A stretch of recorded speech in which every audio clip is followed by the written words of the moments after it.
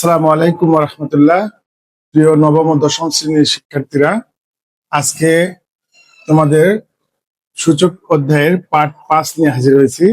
আজকে যে কয়টা অঙ্ক আমরা করাবো তোমরা একটু মনোযোগ সহকারে দেখো।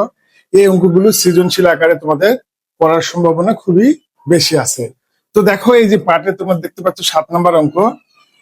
এই অঙ্কটা আমরা কিভাবে করব?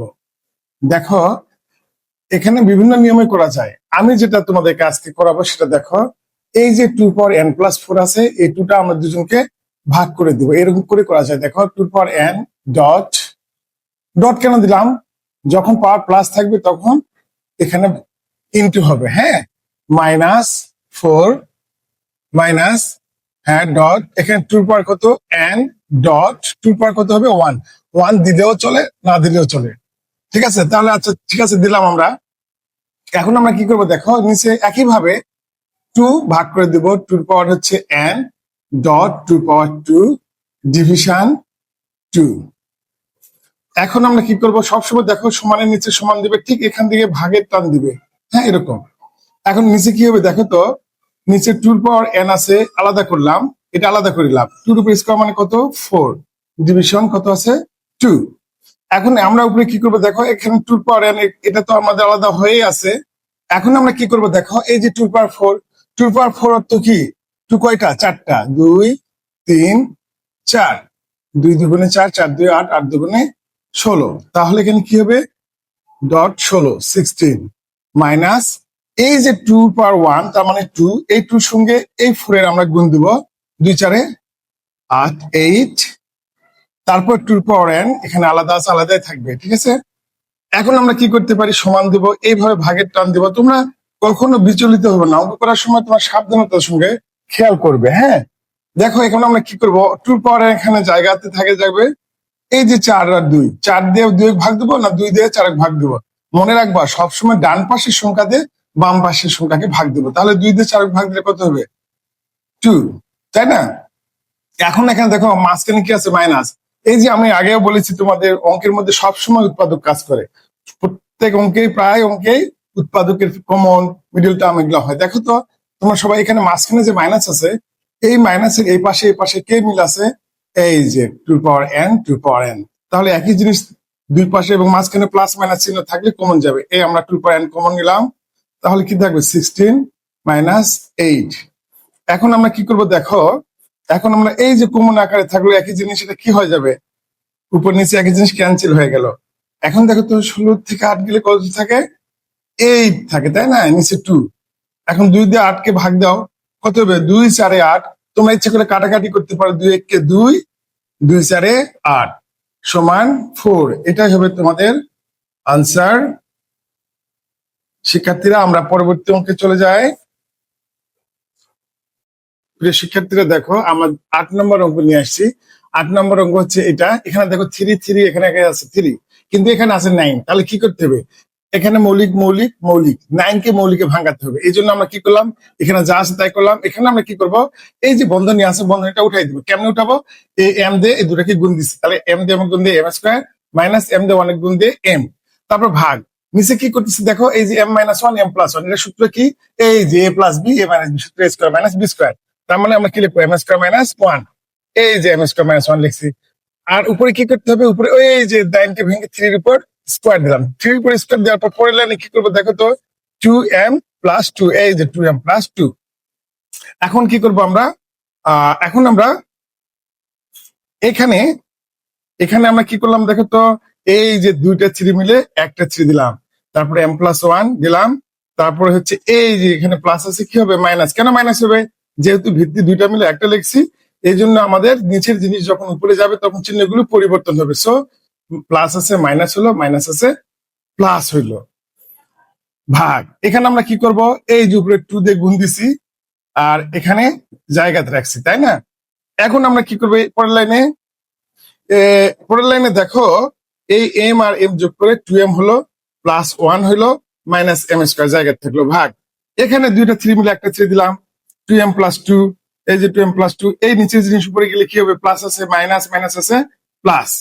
আবার দেখো ভাগ চিহ্ন আছে, এই জন্য আমরা 2টা 3 মিলে একটা 3 নিলাম, ভিত্তি উপরে যা আছে তাই লিখলাম, আর এখানে দেখো এই যে চিহ্নগুলো পরিবর্তন হবে, এখানে প্লাস আছে মাইনাস হবে, প্লাস আছে -2 হলো, মাইনাস আছে প্লাস হলো, প্লাস আছে মাইনাস হয়ে গেল।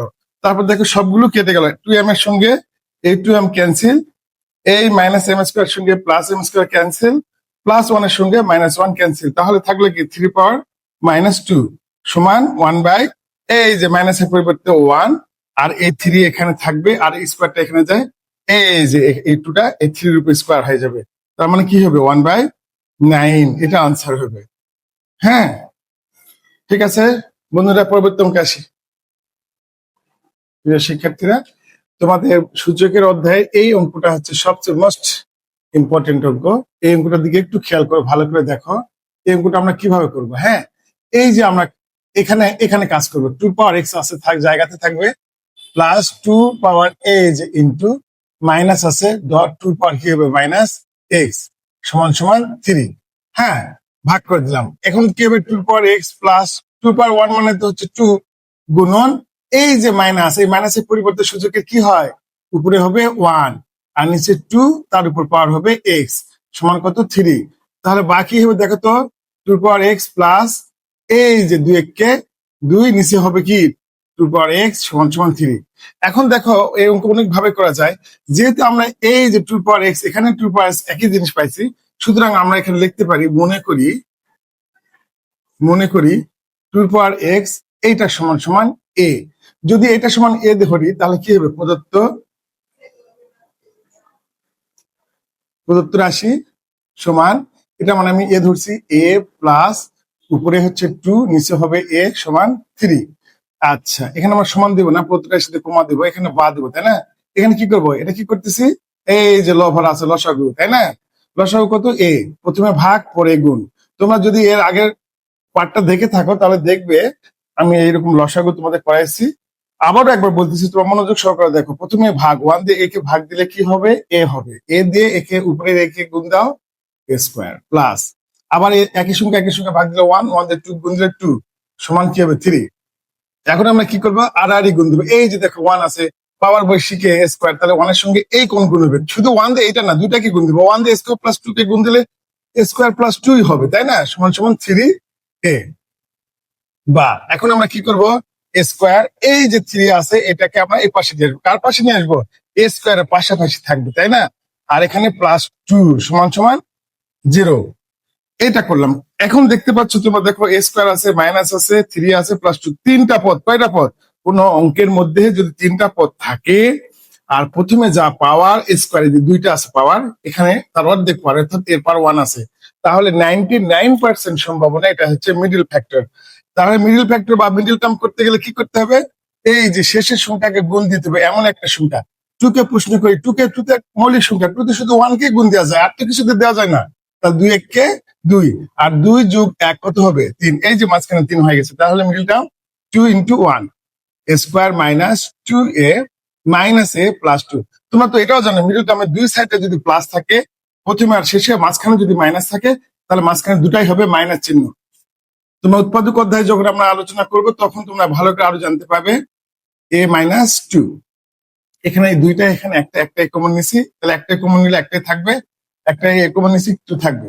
মাইনাস বলো তো এখানে কমন যাবে, এখানে তো a+2 আছে, কিছুই যাবে না, কিছু না গেলে 1 যাবে, তো a-2। এই যে সমান কি আছে 0, সমান কি আছে 0। এখন আমরা কি করব, a-2 ইন্টু a-1 সমান সমান 0। এই যে আমরা 0 পেলাম, দেখো তো এখানে কয়টা অংশ আছে, দুইটা। এই মিডল ফ্যাক্টর করে কি আসছে, a-2 a-1, তাই না। এই 0টা এখন আমরা কি করব, ভাগ করে দিব। কেমন করে ভাগ করে দিব, দেখো এখানে লিখবো, এখন a-2 এটা সমান 0। হ্যাঁ, আবার হচ্ছে দেখো a-1 সমান a-1 সমান 0। এখন আমরা বাদে a সমান -2 ওই পাশে গিয়ে কি হবে +2, তাই না। এখন কি হবে দেখো তো, এই যে আমরা আসল জায়গাতে আসছি, এই যে আমরা এর মান কি ধরে পাইছি 2x, 2 পাওয়ার x এর মান হচ্ছে a।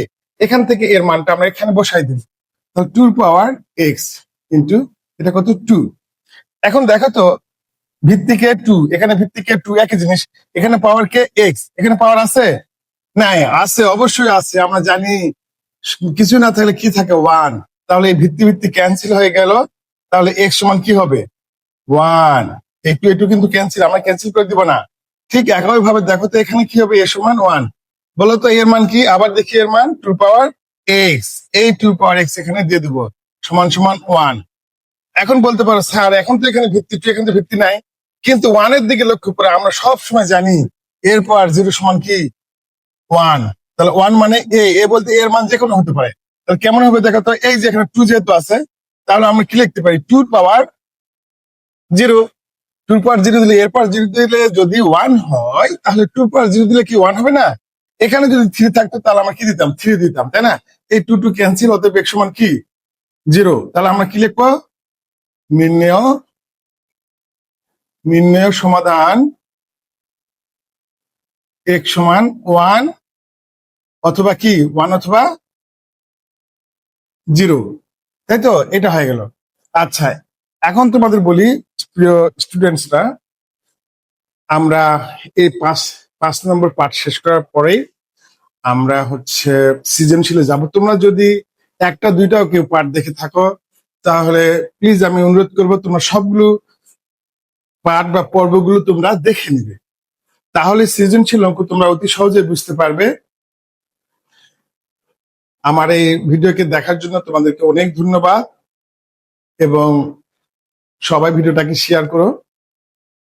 আর তোমাদের সুস্বাস্থ্য এবং মঙ্গল কামনা করে বিদায় নিচ্ছি। আল্লাহ হাফেজ।